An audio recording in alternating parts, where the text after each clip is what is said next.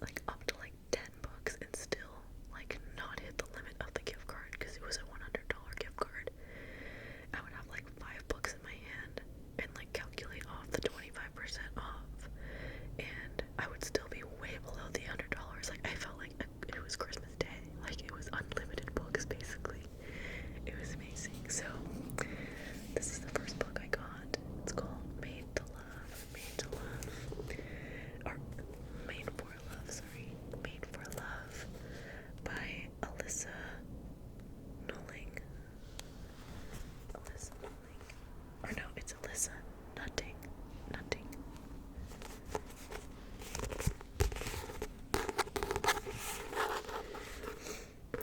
So this is the only fiction book I got in this haul, so definitely was more of it in like a non-fiction mood. So this book says on the back, Hazel has just moved into a trailer park of senior citizens with her father and Diane, his extremely lifelike sex doll, as her roommates. Life with Hazel's father is strained at best, but her only alternative seems even bleaker. She's just run out on her marriage to Byron Google, CEO and founder of a monolithic corporation hellbound on making its products and technologies indispensable to daily life. For over a decade, Hazel put up with being veritably quarantined by Byron in the family compound. But when he demands to wirelessly connect the two of them via brain chips in a first ever human mind meld, she decides what was once merely irritating has become unbearable.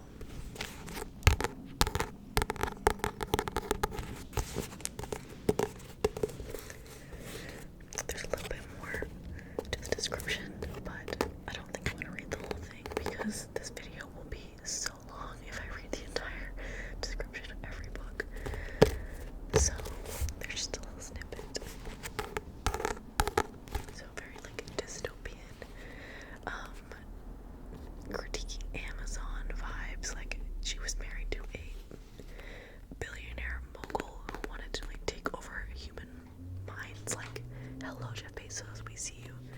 So I think that this is trying to make fun of that and make fun of our society as a whole. So with a lot of humor. So I think it'll be a fun read. I'm looking forward to reading this.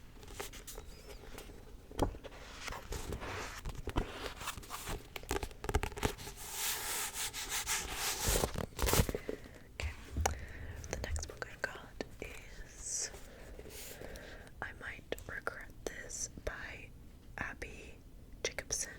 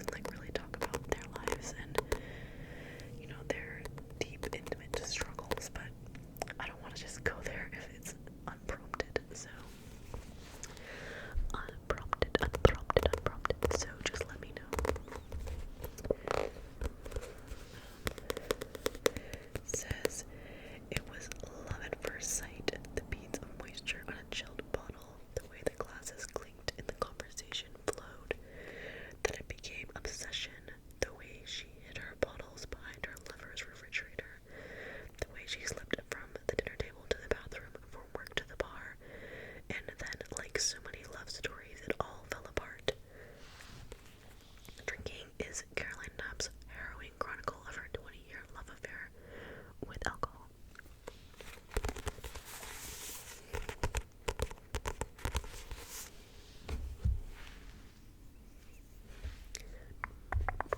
Okay, and the next book I got is another sobriety book. Okay, sorry, just a few more that are on this topic, so I hope this isn't triggering for anyone.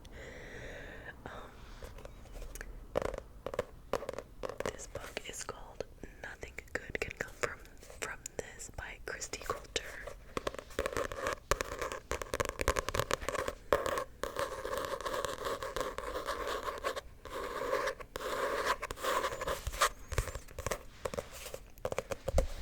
Okay, so this book is another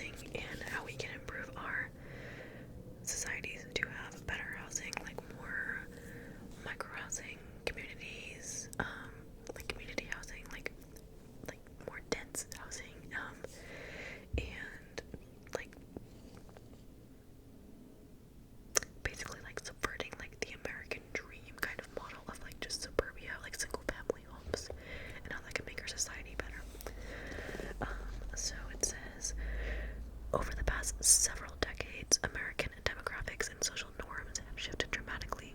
More people are living alone, marrying later in life, and having smaller families, while their lifestyles have also become more virtual, more mobile, and less stable. But despite a different and more diverse America, our housing is still stuck in the 1950s. In Brave New Home, Diana Lynn shows why a country full of single-family houses is bad for us and our planet. She takes us into the homes of Americans who are caught in or forging their own paths outside of our cookie-cutter housing trap. And she details the new efforts to ensure that the ways we live next are both less lonely and more affordable, from multi-generational living to in-law suites and co-living to micro-apartments, tiny houses, and new rural communities. With stops in New York City, small-town Vermont, Tucson, Chicago, and other changing communities, Brave New Home offers a diagnosis of the current crisis in American housing and a radical reimagining of what is possible.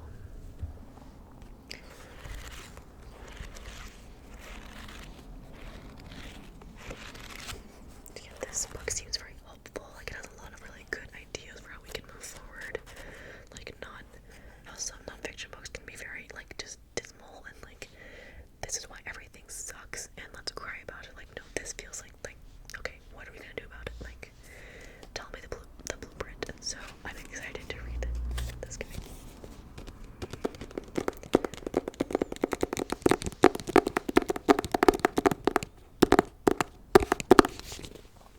Alright. Next, we have The Buy Nothing, Get Everything Plan by Liesl Clark and Rebecca Rockefeller.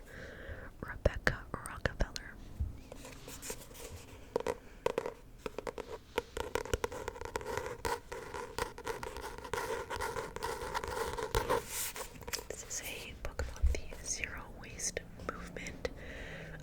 Actually, one of the authors, Rebecca Rockefeller, she co-founded the Buy Nothing Project, group of Facebook groups called Buy Nothing and other online communities, I'm sure too, where people will try to trade with each other and get rid of their items that they do not need on these groups rather than buying something or, putting something into a landfill, just using what other people already have in their community. So I think it's really cool that the co-founder of that helped write this, and this one also seems very actionable. Like, it has a lot of ideas of how you can actually live a more low-waste life. It says, what began as an experimental, hyper-local group of neighbors who share and pool resources has become a viral social movement. The Buy Nothing Project, that has more than 1 million members worldwide, inspired by traditional Himalayan gift economy,